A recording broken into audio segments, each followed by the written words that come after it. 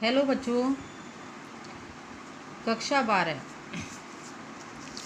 विषय हिंदी वर्ग विषय हिंदी शीर्षक है पवन दूतिका।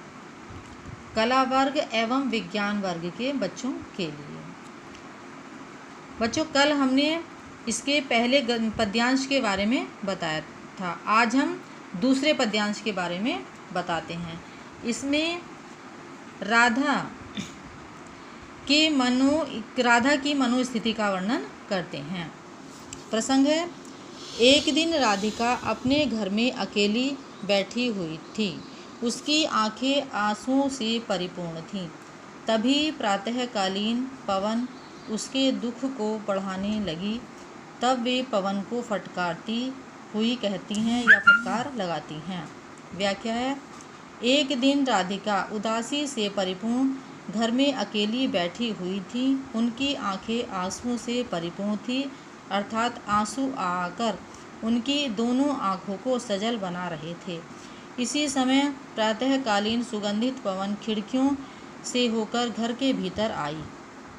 जब पवन के प्रभाव से राधिका का दुख बहुत बढ़ गया तो उन्होंने दुखी होकर धीरे धीरे पवन से कहा कि हे प्रातःकालीन पवन, तू क्यों मुझे इस प्रकार सता रही है? क्या तू भी समय की कठोरता से दूषित हो गई है? क्या तुझ पर भी समय की क्रूरता का प्रभाव पड़ गया है? इस प्रकार से राधिका ने अपने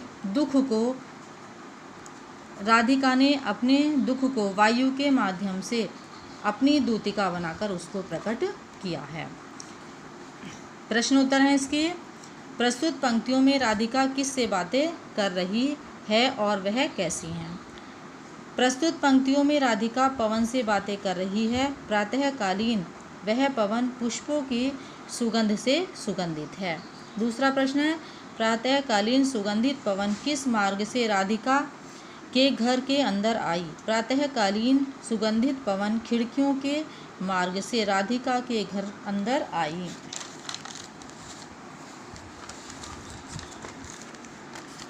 राधिका ने दुखी होकर धीरे से पवन से क्या कहा? उत्तर है, राधिका ने दुखी होकर धीरे धीरे पवन से कहा कि हे प्रातःकालीन पवन, तू मुझे इस प्रकार क्यों सता रही है? क्या तू भी समय की कठोरता से दूषित हो गई है? क्या तुझ पर भी समय की क्रूरता का प्रभाव पड़ गया है? बच्चों, यह कार्य कक्षा 12